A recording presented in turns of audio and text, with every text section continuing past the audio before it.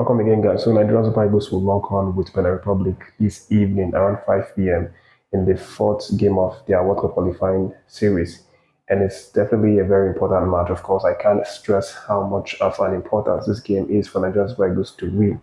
Coach Finidi and his boys will seek to get the first victory. The last time we actually got a victory in World Cup qualifying series was back in 2021, against Liberia, where we won that game 2-0, courtesy of a goal from Victor Osimhen and Ahmed Musa. And ever since then, we've not really been able to win a game in the World Cup qualifying series.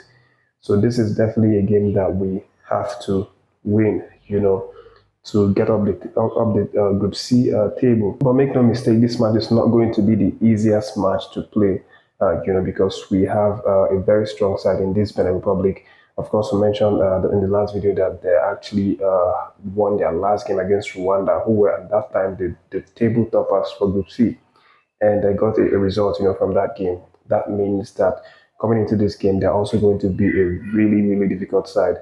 And again, with the fact that, their coach is someone who's already coached Nigerian Spiders and knows most of the players, it's still going to be something that will definitely make the game even harder.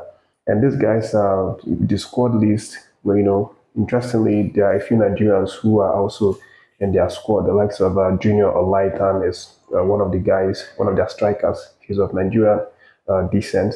And then we have the likes of Tijani Mohammed. He's also someone who's of Nigerian descent. So there are players that technically half Nigerians, so the Nigerian blood, the ginger, the strength, the energy, everything is definitely going to be part of their play. For Nigerian Super Eagles, the good news is that we obviously have some boost heading into this game. Of course, in the last video, I talked about the fact that the whole of the players actually came out to train yesterday evening. After they landed Abidjan, they actually had time to train, and all of the players came out to train, including the likes of Semi Dele-Bashiru and Dele-Bashiru. So this is definitely something that's a huge boost for Nigerian Super Eagles, and of course, Finidi has now confirmed that all of the players are available for this game.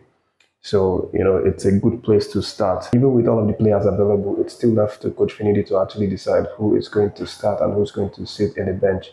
But from an insider source, the report is that Coach Finidi is set to actually make a number of changes from the starting 11 that actually started that South African game. The report is that we could see the likes of Kelechi Iheanacho not starting the game because of how he wasn't very impressive in the last game.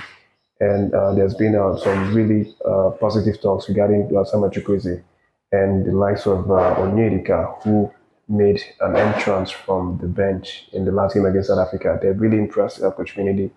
And, what I'm hearing right now is that these guys are set to make the starting 11 for this game. Of course, we saw what Chukwueze did when he came in for Iheanacho.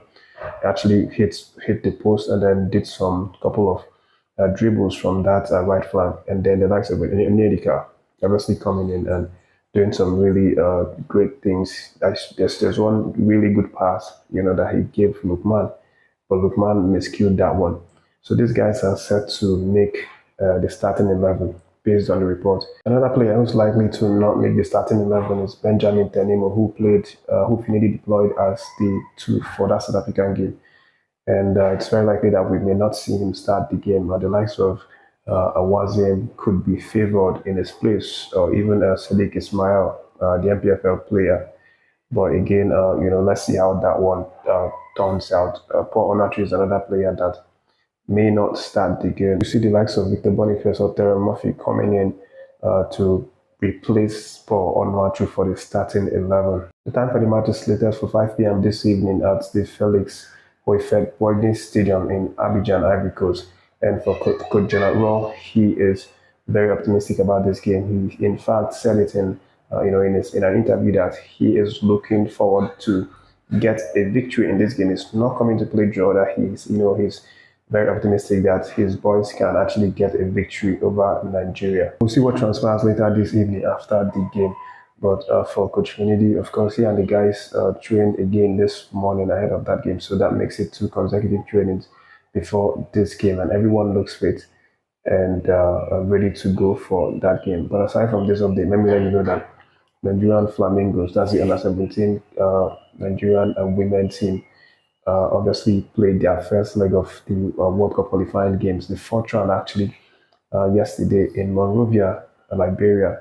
I actually talked about that in a couple of videos ago, that they were going to play their first leg yesterday, and they did play the game yesterday, and thankfully won that game 4 goals to 1. First half goals, the first are coming from Abidemi Moshood in the 19th minute, and then Peace Effiong doubled in the 29th minute. Funny Chidi got the third in the 36th minute, and then Blessing Ifitezue got the fourth in the 74th minute.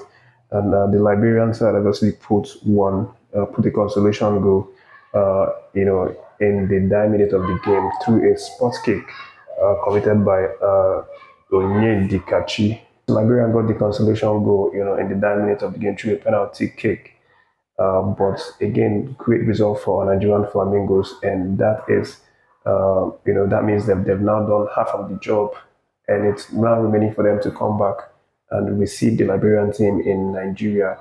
The game is going to be played in Abuja later, in the coming days. I'll definitely let you guys know about that one. For the next update, guys, let me let you know that Lazio have now started finalizing the final documents to sign Semi Dele-Bashiru, the star man for that South African game. And the report is that Lazio have been in touch with Sport, which is the club side of the midfielder, and they want to very quickly close the deal down, as new head coach of the Lazio side, Marco Baroni, is a very, very is a very strong admirer of Dele-Bashiru. So they're actually closing down this deal with Dele-Bashiru's agent, and he could move, in the next coming days to Lazio with a reported transfer fee now agreed with Sport.